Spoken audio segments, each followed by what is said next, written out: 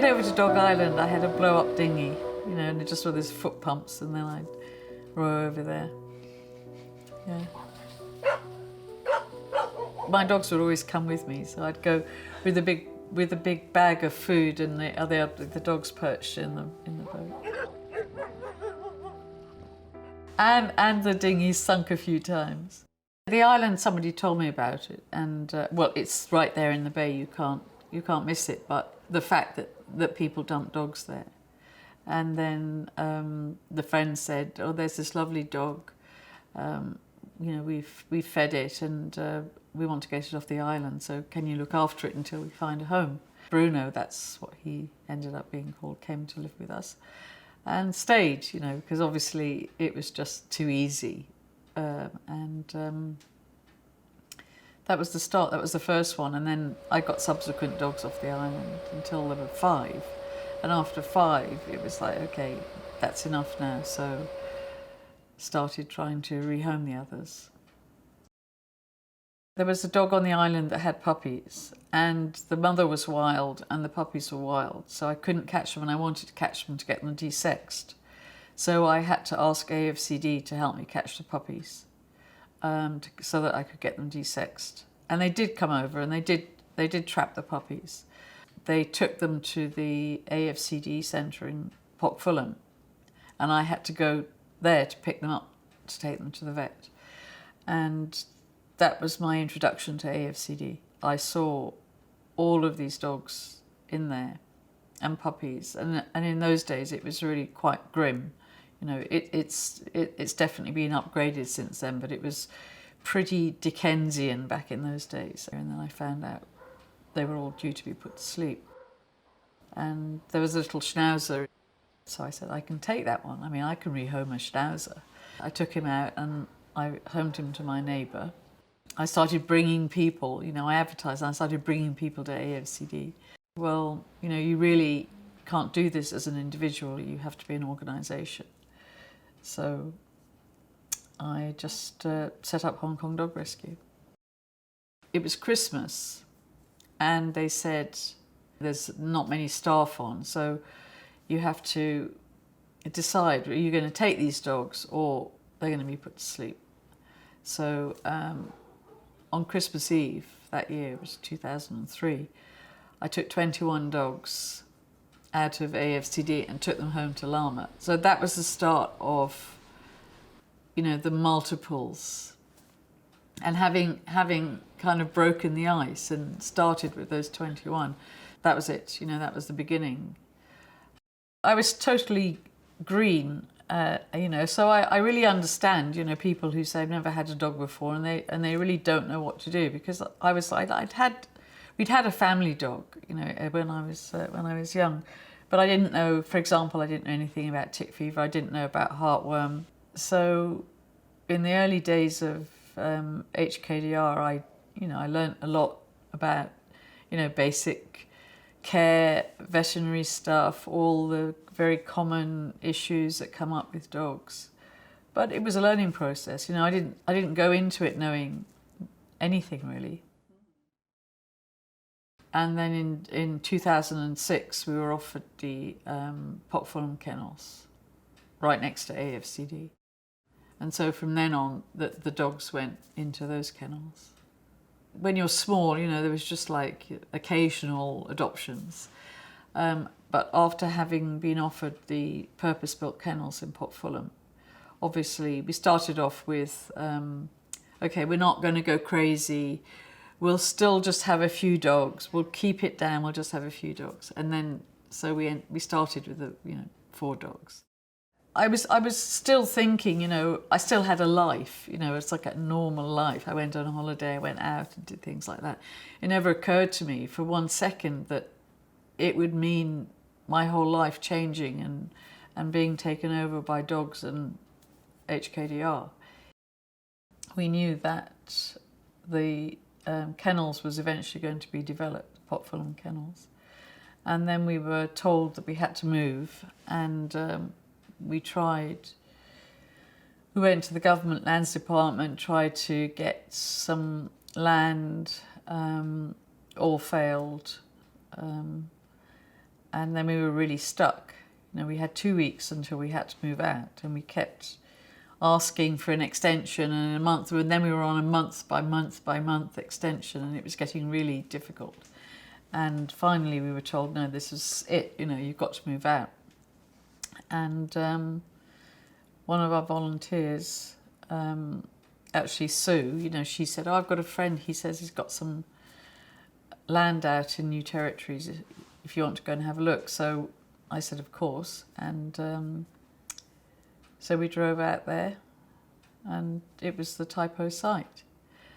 And the man who'd taken us, he said, do you want to think about it? And I said, no. Just like, yes, I want it, that's it. So we had the big move, people turning up, a big convoy, you know, cars coming, private cars, people turning up. We loaded up each car, you know, with dogs, and then that they drove off, and then the next car loaded it up. And then it was all the equipment, everything, you know, loaded each car up. And then we'd just been donated our first van as well. So that was it. We drove in this big convoy up to the new place. That was the start of Tai Po.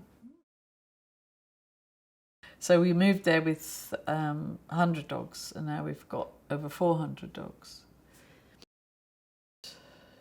You know, it's full.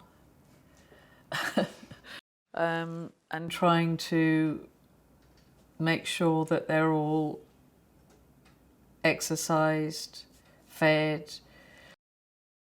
Even if you look at something very, very simple like monthly heartworm and tick prevention, there's 400 dogs that each need to get their heartworm tablets and the frontline put on. You know, so it's like a major operation. And that has to happen once a month. Well, I started as a volunteer in 2010, and then I became the staff in, I think, 2011. We start at 9:30. Basically, we don't stop. First thing is to give medication for the dogs, right? And then we have to make sure the pen dogs are walked. And then afternoon, we try to free run some of the dogs at the background area. The ones that we cannot walk. So yeah, that's the highlight of the time, the day, that they have their fun. When they free run, we just, you know, gobble our lunch, and then the afternoon sections come. So another dog walking. Yeah. It's the physical part side of it. Yeah, because you just walk non-stop.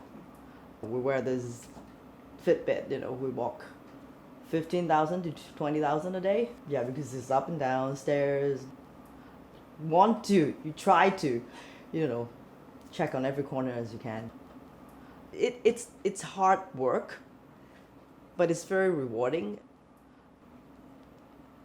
It's very fulfilling when you see dogs being happy and running around. I didn't really expect to work full-time when I was still volunteering, but it just happened that they needed to hire someone for Tai Po, and I happened to just graduated and need a job, so I started working. I started, I think it was 2011, back when I was still studying in university, and I just kind of Googled dog volunteering. Honestly, as a job, it takes up a lot of your personal time, and you're just so tired all the time, and all you can think about is the dogs, and it leaves you very little space for your own life or other things you want to do. My friends, many of them would say, like, I support your decision, things like that, but a few of them, they would just go like, actually, maybe you're better off with another normal job.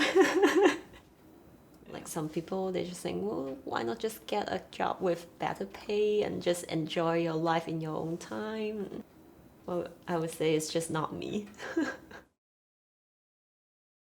You can literally see those dogs and those lives you have saved, and you witness how they go from like being killed almost at the government kennels to staying with us from a very terrified and sad dog to a happier dog, and then they get adopted at the end, and the whole process is just amazing.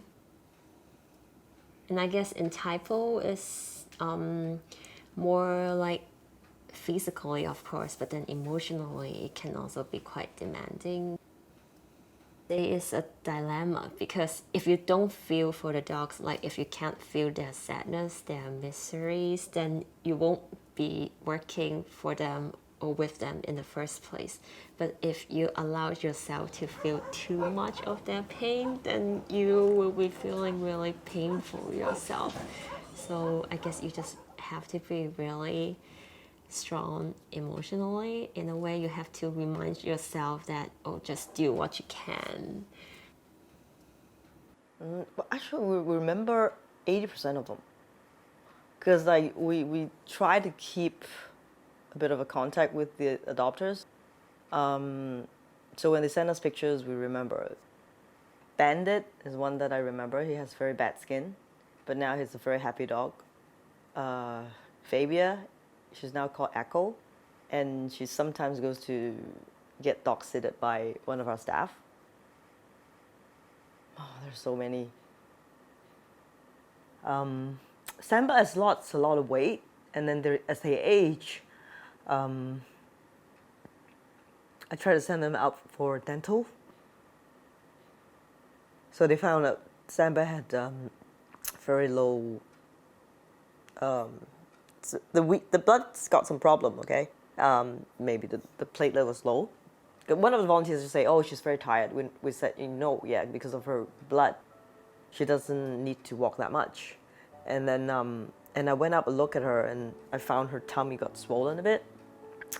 Yes, very distended. So we sent her out, and then the vet said it's pancreatitis. Yeah, and then a day later she left. Yeah, we never had that many dogs that passed away. It's just tough. And then we know that many more are coming.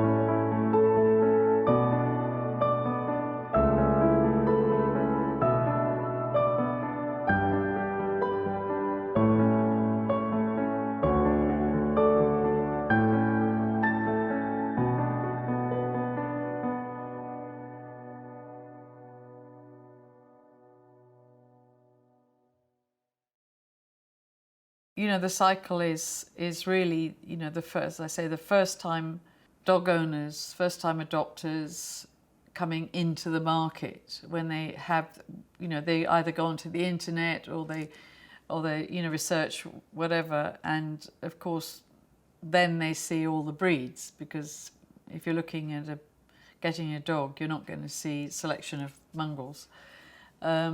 And that gets them in this mindset, you know, that, oh, I want that one because I like the look of it, or I want that one. And it never occurs to them to think that actually you can have a dog without having a breed. And then we have to try and, you know, change their thinking, introduce them to dogs or puppies, you know, that aren't breeds but are cute and all the rest of it. And then if you can get that far, if you can get them to actually see the dogs and see how nice they are, and especially the puppies, how cute they are. You're already halfway there, in changing their minds.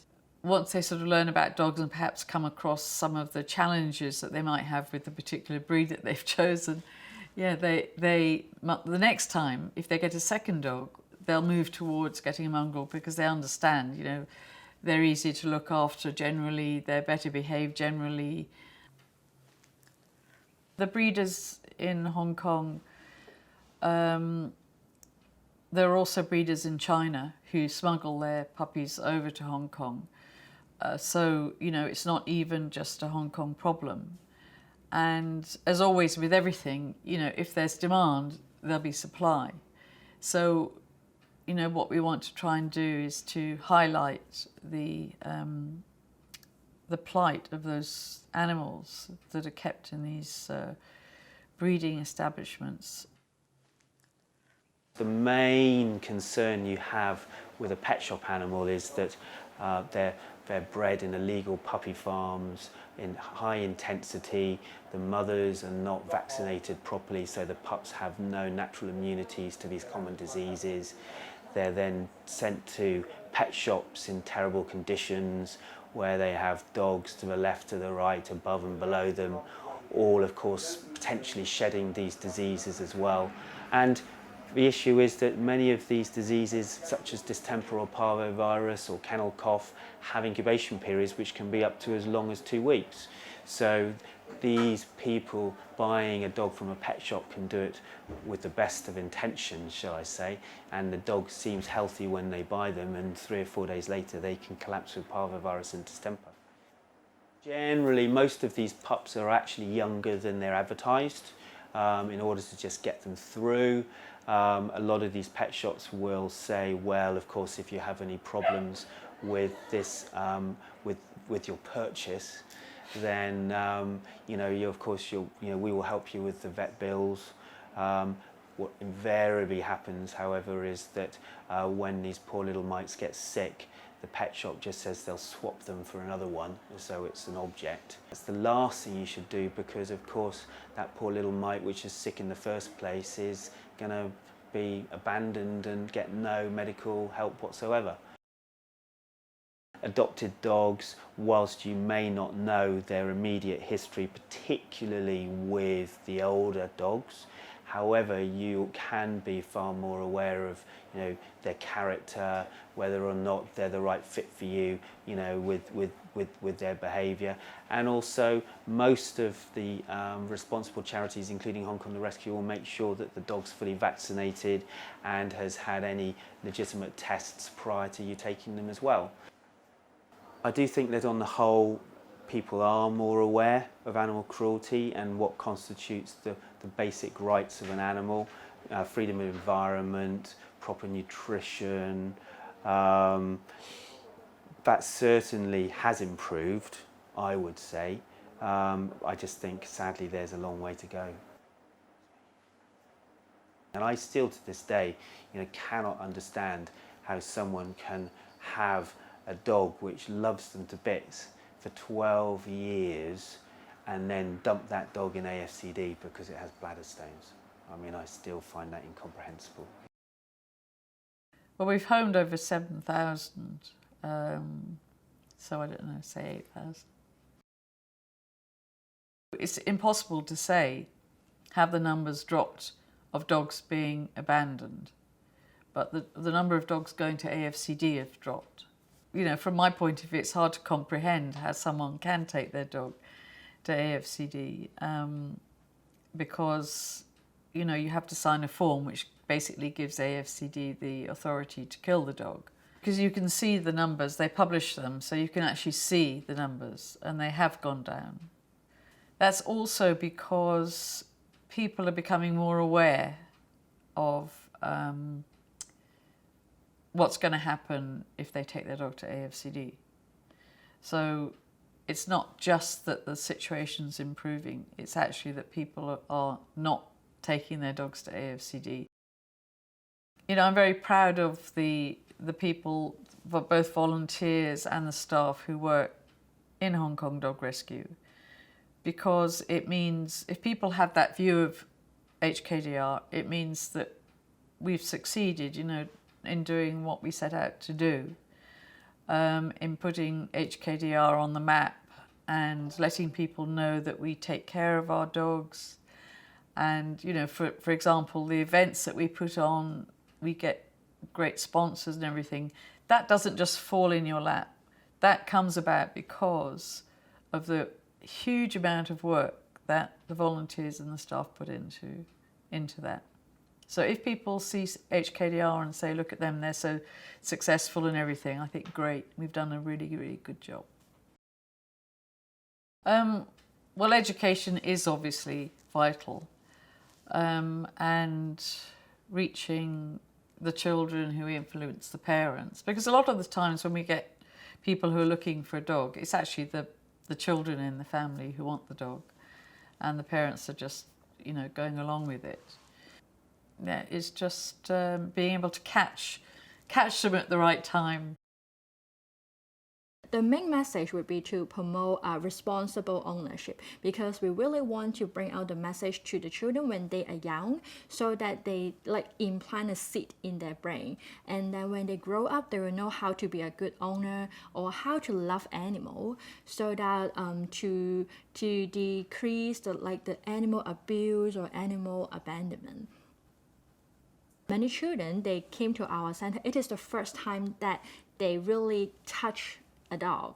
So it really is actually a very amazing moment, because I know many parents are very nervous nowadays. They do not allow the children to touch a dog. So with our supervision, I'm very happy that the children can have their first encounter with dog is a happy encounter and safe encounter. I hope that this experience will help them to love and care about animal in the future. Education is still a big part of why Hong Kong people are not adopting more, and there are still people, going for the puppies in the pet shop and think it's all right to leave their dogs 10 hours alone at home because everybody's out at work or in school. Cactus is working very hard on the education talk, so we should visit schools and stuff. And also we have companies, we actively recruit companies to come in and visit our kennels. And we're seeing more and more inquiries on that front. I mean, we're more active in marketing now. So you see HongKongDogRescue everywhere in everyday brands. So, we have advertisements in MTR, we do radio interviews, we now might have some other, campaigns going on with other mass, public brands, like good brand awareness. So education and marketing wise, we're definitely reaching out a lot stronger. There are a few people out there who actually thinks HongKongDogRescue is rich. like we don't need resources, and we have more resources than other organizations, which is so not true. I mean, we have a lot of dogs, and that's why our operational cost is so big to take good care of all these dogs we have. And we just have to do so much work to, raise funds for the dogs and do other things we have to do. And it's just, I think it's one of the misconceptions that some people have out there about HKDR. I just asked them to go to Tai Po and just say, take a look. Take a look and see if you think that we've got so much money that we don't need your donation. Because if you go and see, then you'll understand the huge challenge that we have. I mean, it's not easy and it's not cheap taking care of 600 dogs. Well, it's important to understand that every contribution that is made, whether it's as a volunteer or whether it's financial, whether it's $100 or whether it's $100,000, which is obviously nice, but everything that comes to HongKongDogRescue is used for the dogs, you know, everything that we have virtually is donated. If we need something, we ask for a donation. We don't spend our money on decorating nice offices. We don't spend our money on anything other than really the absolute essentials, and those essentials are the dogs.